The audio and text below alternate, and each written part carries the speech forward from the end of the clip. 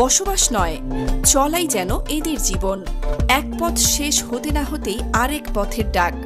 শত শত বছর ধরে এভাবেই পথ চলে যাযাবরদের জীবন। তারা থামে না, বাধা পড়ে না। খোলা আকাশ, পাহাড়ের ছায়া, মরুর বালুকাবেলা, এইসবই তাদের আশ্রয়। তারা এক নিরন্তর যাত্রার মানুষ। কখনো ঘুরে বেড়ায় মরুভূমির বুক চিরে, কখনো গভীর অরণ্যের ছায়ায়, আবার কখনো নদীর তীরে তাঁবু গেড়ে নেয় জীবনের ঠিকানা। ইনফো ইনসেক্টের আজকের এই পর্বে জানব এই রহস্যময় যাযাবরদের অজানা তথ্য। আপনাদের সকলের সুস্বাস্থ্য এবং দীর্ঘায়ু কামনা করে আমি শুরু করছি আরও একটি নতুন ভিডিও। সম্পূর্ণ ভিডিওটি দেখার আমন্ত্রণ রইল। আর আমাদের ইনফো ইনসেক্ট চ্যানেলে নতুন হলে অবশ্যই সাবস্ক্রাইব করে দেবেন নতুন ভিডিওর আপডেট সবার আগে পেতে। যাযাবর বলতে সাধারণত এমন ব্যক্তি বা গোষ্ঠীকে বোঝানো হয় যারা জীবিকা নির্বাহের জন্য এক জায়গা থেকে আরেক জায়গায় ভ্রমণ করে বেড়ায়। পৃথিবীর বিভিন্ন জায়গা যেমন মধ্যপ্রাচ্য, ভারত, আফ্রিকা, এশিয়া এবং দক্ষিণ আমেরিকায় এদের দেখা মেলে। তবে আজকে আমরা কথা বলবো ভারতের উত্তর প্রদেশে থাকা যাযাবরদের নিয়ে।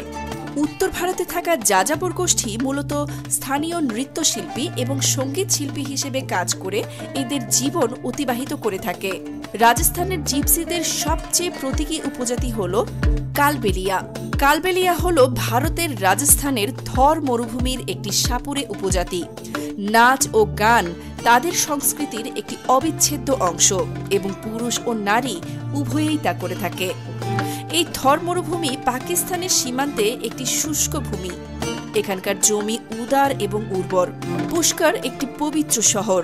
এখানে দিনে গরম এবং রাতে ঠান্ডা থাকে। এই বিচিত্র ধরনের পরিবেশের জন্য ভ্রমণকারীরা এই জায়গাটি এত পছন্দ করেন।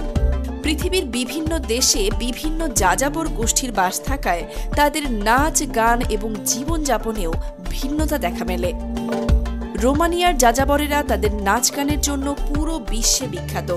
তাদের গানে সাধারণত আবেগ এবং তীব্র ছন্দ ব্যবহার করা হয়। ফ্ল্যামেঙ্কো নামের নাচও রোমানিদের সংস্কৃতির একটি বড় অংশ। আবার মধ্য এশিয়ার কাজাক, কিরগিজ এবং তুর্কমেন যাযাবররাও তাদের ঐতিহ্যবাহী পোশাক পরে নাচ গান করে। তাদের নাচের একটি গুরুত্বপূর্ণ অংশ হল তারা ঘোড়ার গতিবিধি অনুকরণ করে নাচ পরিবেশন করে। ঠিক একইভাবে ভারতের রাজস্থানে কালবাড়িয়া যাযাবর সম্প্রদায়ও নাচ পরিবেশন করে থাকে। তাদের নাচের বিশেষত্ব হল তারা সর্প নৃত্য করে, অর্থাৎ তাদের সাপের মতো শরীর বাঁকিয়ে নাচে। তারা তাদের গান ও নাচের মাধ্যমে তাদের সংস্কৃতিকে তুলে ধরে। তবে এত প্রতিভা থাকা সত্ত্বেও তাদেরকে কয়েক বছর আগ পর্যন্ত 1950 সালে এই বৈষম্যমূলক প্রথা বাতিল হওয়ার পর মানুষের দৃষ্টিভঙ্গিতে কিছুটা পরিবর্তন দেখা যায়। হিন্দু পুরাণ অনুসারে হোলি উৎসবের প্রচলন শুরু হয় প্রাচীনকালের একটি ঘটনার দ্বারা। প্রাচীনকালে হিরণ্যকশ্যপ নামের এক অসুরের ঘরে একটি ছেলে জন্ম নেয়, যার নাম রাখা হয় প্রহ্লাদ। কশ্যপ নিজে দেবতা বিষ্ণুকে সম্মান না করলেও তার ছেলে ছিল তার অনেক বড় ভক্ত। তাই সে এতে বিরক্ত হয়ে সিদ্ধান্ত নেয় যে সে তার বোন হোলিকে বলে সে যেন তার ছেলে প্রহ্লাদকে নিয়ে আগুনের উপর বসে। হোলিকা একটি বরের কারণে তার গায়ে আটলেও তার ছেলের গায়ে, কিন্তু হয় এর উল্টো। তার ছেলের কিছুই হয় না, বরং তার বোন। তাই প্রতি বছর 2 দিন খারাপের বিপরীতে ভালোর জয়কে উদযাপন করার জন্য কাঠ একত্র করে পোড়ানো হয় এবং রং খেলা হয়। সারা দেশে আনন্দ উৎসব করা হয়। বিভিন্ন জায়গায় মানুষ বিভিন্ন নিয়মে এটি পালন করে থাকে। এখানকার বাসিন্দারাও নিজেদের মতো হোলিকে উদযাপন করে থাকে। সব বয়সের হিন্দুরা জল এবং রঙিন রঞ্জক জড়িয়ে পড়ছে। যুবকরা রাতের পার্টি এবং কখনো কখনো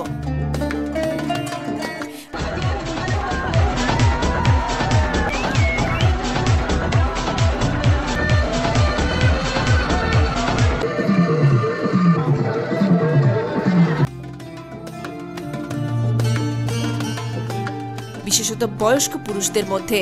শহরাঞ্চলে সিগারেটের ব্যবহার তুলনামূলকভাবে বেশি, তবে বিড়ি সিগারেটের থেকেও যেই জিনিসটা বেশি প্রচলিত তা হলো হুক্কা বা সীসা, আর এটি এখানকার নারী পুরুষ সকলে সেবন করে থাকে। এছাড়াও তারা আসর বসিয়ে আড্ডা দিতে পছন্দ করে। সূর্যোদয় পর্যন্ত সঙ্গীত শিল্পীরা নাচ গান করে।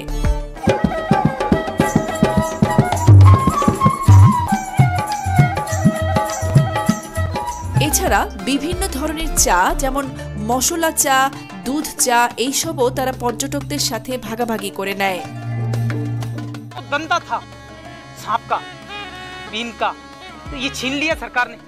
বাড়ি বাড়ি গিয়ে অথবা রাস্তার পাশে লোক জড়ো করে এরা একসাথে কয়েকজন মিলে সাপের খেলা দেখায়। এখানকার মানুষ মৌমাছির ঝাঁক থেকে মধু সংগ্রহ করে থাকে, যা পরে তারা বাজারে ভালো দামে বিক্রি করবে। তারা প্রথমে আগুন দিয়ে এই মৌমাছিগুলোকে সরিয়ে নেয়, এরপর মধু সংগ্রহ করে। রাজস্থানে বিভিন্ন প্রজাতির মৌমাছি পাওয়া যায়। কালবাড়িয়া যাযাবররা ক্যাম্পে থাকে এবং নিয়মিত মধু শিকারে যায়। এখানকার বিয়েগুলোকে ঘিরে অনুষ্ঠিত হয় বিভিন্ন নাচ গান। পরিবারের পুরুষরা গাবু বাজায়, যা টিকটিকির চামড়া দিয়ে তৈরি একটি যন্ত্র। যুবকেরা গলায় রুপির মালা পরে। মাঝে মাঝে মোবাইল ডিজে ভাড়া করেও আনন্দ করে ছেলেমেয়েরা, এবং সবশেষে বরপক্ষ কনের বাড়িতে অতিথিদের নিয়ে আসে। এরপর বিয়ে দেয়া হয়। মেয়েরা পরিবার থেকে আশীর্বাদ দেয়। রাজস্থানে বেশ কিছু যাযাবর উপজাতি রয়েছে। তাদের মধ্যে একটি হল ভ্রমণ সঙ্গীত শিল্পী। বোপা এবং তাদের বেহালা তথাকথিত সহানুভূতিশীল স্ট্রিং রাওয়ান্তাও দ্বারা গঠিত। আর বাগরিয়া যাযাবর মৌসুমী শ্রমিকেরা উটে পর্যটকদের চড়িয়েও আয় রোজগার করে। তাছাড়া বাগরিয়া নামের একটি উপজাতি গোষ্ঠী ছিল, যারা ছিল মূলত শিকারী জনগোষ্ঠী। ইউরোপীয় জিপসিরা আসত রাজস্থান থেকে। কারিগর এবং রহস্যময় সঙ্গীতজ্ঞের সমন্বয়ে গঠিত হাজার হাজার ভারতীয়কে মধ্যযুগে পারস্য তৎকালীন অটোমান সেনাবাহিনীতে নির্বাসিত করেছিল। যাযাবর ভারতীয় উপজাতিরাও স্বেচ্ছায় স্থানান্তরিত হতে পারে, যেটি এখন তুরস্ক নামে পরিচিত, তারপর রোমানিয়া। মিশরীয় সেনাবাহিনীতে তালিকাভুক্ত হওয়ার পর তারা ইউরোপে ফিরে আসে, নিজেদেরকে মিশরীয় হিসেবে পরিচয় করিয়ে দেয়। সেখানে জিপসি শব্দের উৎপত্তি হয়। ক্যালবেরিয়া উৎসবও উদযাপন করে। প্রায় 2000 জিপসি জড়ো হয় এই উৎসবটি করার জন্য। এখানে দিনে যতটা গরম, রাতে ততটাই ঠান্ডা। সকালের ঠান্ডায় প্রতিটি পরিবারই আগুন জ্বালায়। জুন মাসে তাপমাত্রা 50 ডিগ্রি সেলসিয়াস বা 120 ডিগ্রি ফারেনহাইট পৌঁছাতে পারে। তাঁবুগুলো আর্দ্র কাপড় দিয়ে শীতাতপ নিয়ন্ত্রিত থাকে। কালবাড়িয়ার যাযাবর গোষ্ঠী সাধারণত রঙিন এবং ঢিলা ঢালা ও উজ্জ্বল রঙের পোশাক পরে, যা সহজেই নজর কাড়ে। হাতে চুড়ি, গলায় মালা পরে নিজেদের সব সময় সাজিয়ে রাখে। কিন্তু বিভিন্ন অনুষ্ঠানের সময় এই সাজেও দেখা যায় ভিন্নতা। সেই সময় তারা হাতে পরে রঙিন চুড়ি, গলায় পুঁতির মালা বা ধাতব অলংকার পরে। মাথা ও শরীর ঢাকার জন্য তারা লম্বা ওড়না বা শাল ব্যবহার করে। চোখে গাঢ় কাজল বা সুরমা ব্যবহার করে। তাছাড়াও মুখে বিভিন্ন ধরনের প্রতীক বা আলপনা থেকে শুরু করে ঠোঁটে লাল বা গাঢ় রঙের লিপস্টিক ব্যবহার করে থাকে। এরা সাধারণত নিজেদের সাজসজ্জার প্রসাধনী নিজেরাই প্রাকৃতিক জিনিস দিয়ে তৈরি করে থাকে, যেমন মাটি, হলুদ, কাঠ কয়লার গুঁড়ো ইত্যাদি। তাদের এই সাজ ও মেকআপ শুধুমাত্র সৌন্দর্যের জন্যই নয়, বরং তা তাদের সংস্কৃতির প্রতিফলনও বহন করে। রাজস্থানের সবচেয়ে গরম এবং ভয়ানক আরেকটি জায়গা থার মরুভূমি। উত্তরাখণ্ড, হিমাচল এবং হরিয়ানা, পাঞ্জাব মিলিয়ে এর আয়তনের সমান হবে না। একে বালির দেশও বলা হয়। এই মরুভূমিতে এক শ্রেণীর মানুষ বসবাস করে, যাদের খবর কেউ রাখে না। যেই গ্রামে সহজে কেউ যেতে পারে না।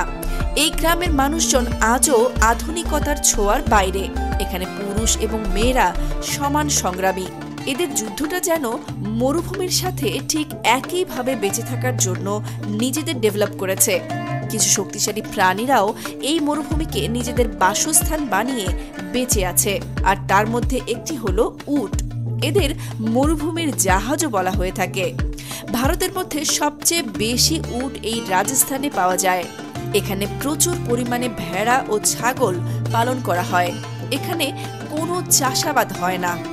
ভারত এবং পাকিস্তান সীমান্তে থর মরুভূমি। এখানে 2-3 বছর কোনো বৃষ্টি হয় না, তাই চাষাবাদও খুব একটা সম্ভব নয়। ভারতের গোল্ডেন সিটি জয়সলমার। 800 বছরেরও বেশি পুরনো এই শহরের নাম জয়সলমের, যাকে বলা হয় সোনার শহর। এটি দেখার মতো একটি জায়গা। ভারতের সোনার শহর বলা হয় কারণ শহরের প্রতিটি স্থাপত্যে ব্যবহৃত হয় হলুদ বালি এবং হলুদ বেলে পাথর। শহরটি এবং এর আশেপাশের এলাকাকে হলুদ সোনালী আভা দেয়। দুর্গের চারপাশে ইট পাথরের দেয়ালে দেয়ালে এখনও সেই সংস্কৃতির কৃষ্টি শিল্পকলা যেন রং তুলিতে আঁকানো। প্রিয় ভিউয়ার্স, আমাদের ভিডিওগুলো দেখে লাইক এবং গঠনমূলক মন্তব্য করুন। প্রতি মাসে আমরা সেরা মন্তব্যকারীকে পুরস্কৃত করব। আজকের ভিডিওটি এই পর্যন্তই। আশা করি ভিডিওটি আপনাদের ভালো লেগেছে। ভিডিওটি ভালো লাগলে প্লিজ লাইক, কমেন্ট এবং শেয়ার করবেন। পরবর্তী ভিডিও দেখার আমন্ত্রণ রইল।